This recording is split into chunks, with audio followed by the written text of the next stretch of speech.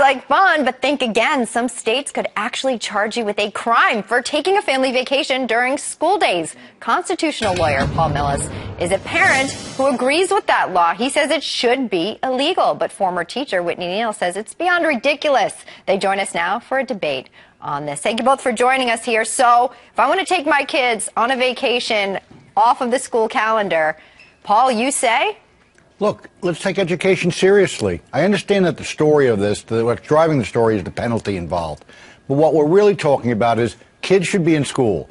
People who have work have to be at work. If they told their boss that they wanted to go early or leave for a vacation, they'll get what they get. The same thing with students. Keep the child in school. You want to take a family vacation? There are over 100 days a year that the child is not in school. Take your vacation during that time. Fair enough. But, you know, it is harder and harder to get family time together. And in some states, ranging state to state, you can actually, each day could constitute a separate offense. Whitney, you say?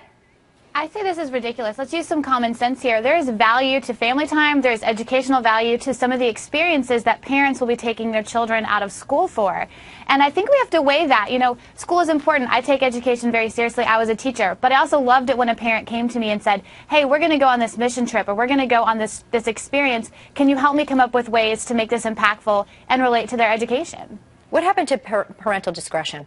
You know, if a parent really feels as though a family needs the time together. Look, discretion, I appreciate that, but when is it exercised, and is it exercised reasonably? Again, there are over 100 days a year that a child is out. There's winter break. There's vacation during the summertime, almost 3 months long. Why is it that the parent cannot schedule the vacation during that period of time? It's not unreasonable. So I appreciate discretion. But when there's school, there's school. When you have a job, you have a job. Let's take it seriously. We're trying to compete on a global marketplace.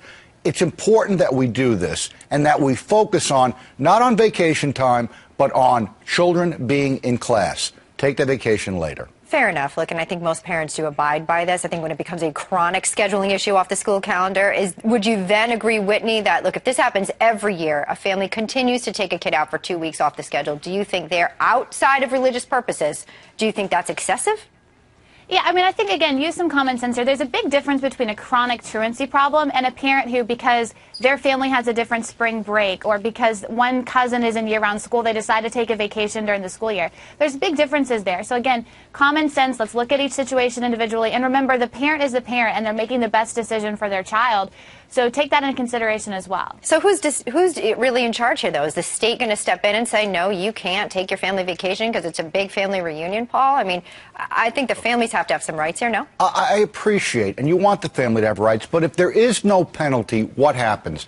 Then they take the student out of school, they do what they want. It's a slippery slope. So I do appreciate that it's difficult. I think there's a certain amount of reasonableness that should be there, that you have to look at each particular situation, and that I think reasonable people can come up with a reasonable way of dealing with it. Well, we appreciate the debate. We were present for it, not absent. Whitney and Paul, thanks for it.